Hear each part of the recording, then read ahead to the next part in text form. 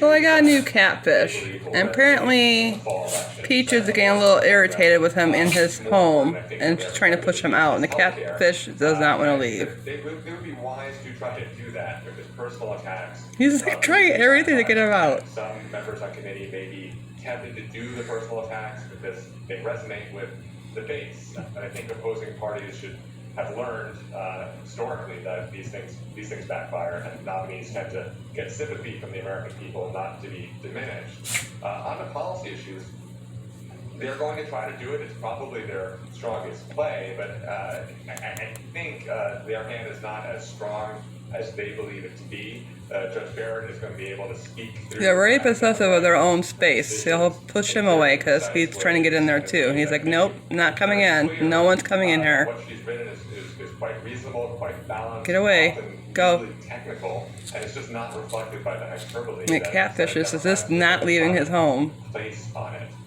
If a senator asks Judge Barrett to declare herself on whether or not she would repeal a prominent Supreme Court precedent, let's say just Roe v. Wade, and Josh Hawley, for example. I mean, Peaches can't hurt him because he can't close his mouth. All he's doing is trying to push him out. And then he's gonna get the Guami. He's gonna push it Guami. Guami's coming in. Yep, get out. If the senator does ask that question, what do you expect to hear her say? And Catfish likes that place too. He doesn't want to leave it. You know, there's been a long norm in these hearings that nominees can't give hints or suggestions of how they're going to actually decide cases that might come before them.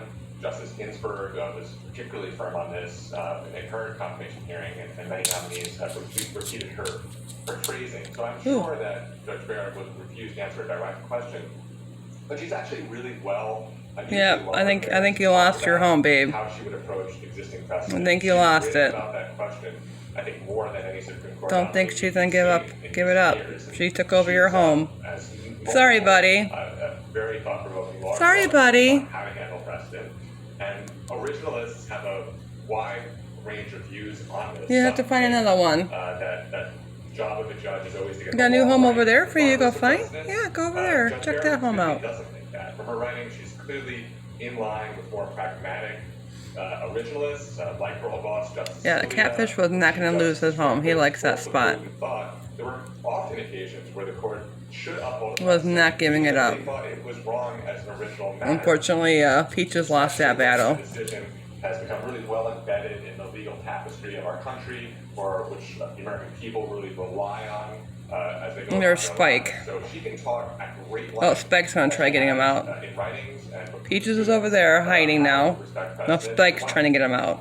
Greg Nunziata, thanks so much for coming in. Fascinating look at what's to come next week. Still ahead, Democrats hone their attacks against Judge Barrett after an unsuccessful attempt to postpone next week's hearings. Nope, he doesn't give up too. Might work, and what might backfire as they try to push a final confirmation vote until after Election Day.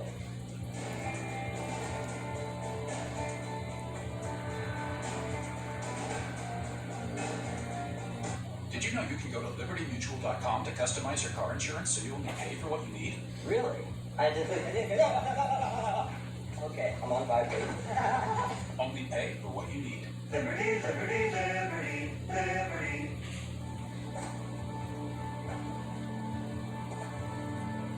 Alright, I'm going to have to break this up because it's going to get something's going to happen before it gets rough. It's just not enough.